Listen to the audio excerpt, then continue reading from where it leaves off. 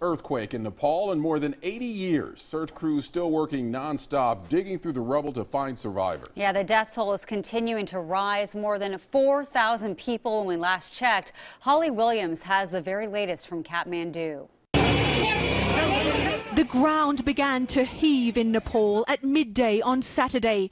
This security video captured the violent tremors.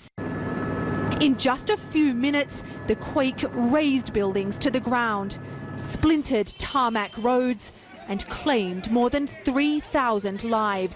There was just floods of people just running to open spaces. The wounded, some with head and spine injuries, poured into Nepal's hospitals, many of them poorly equipped for a disaster like this one. They're still digging through the rubble here in Kathmandu, hoping to find survivors, but expecting to discover many more bodies. We found this search team working furiously, digging through the rubble with shovels and even their bare hands. They've already begun to cremate their dead in Nepal, lighting Hindu funeral pyres for their loved ones. Holly Williams, CBS News, Kathmandu.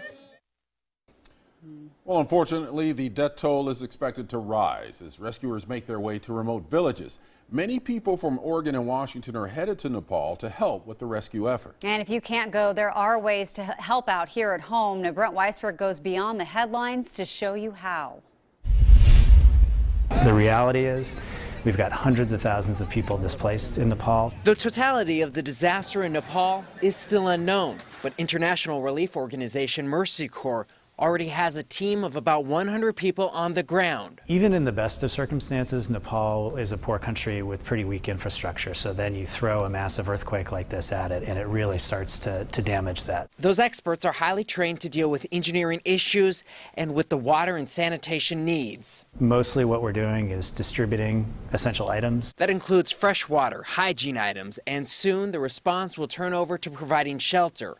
A lot of people on the ground are still afraid about the earthquake's aftershock in unstable buildings. Today, the Better Business Bureau is warning folks here in Oregon and Washington to be on the lookout for scammers trying to take your money. You look at those pictures and you just immediately think, oh, of course I can give $5.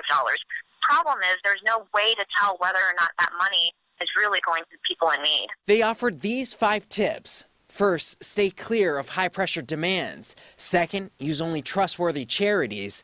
Avoid cash donations. Double-check to make sure that the charity is legitimate. And finally, watch out for social media, please. Scammers are really smart. They know that if they can pull at your heartstrings, you're more likely to give. Reporting in downtown Portland, I'm Brent Weisberg, KOIN 6 News. And we have learned that a teenager from Bend who was feared missing in Nepal has been found. A woman claiming to be the aunt of 19-year-old Josh Edward tweeted that he has been located and that he is safe. He was hiking in Nepal when the earthquake struck.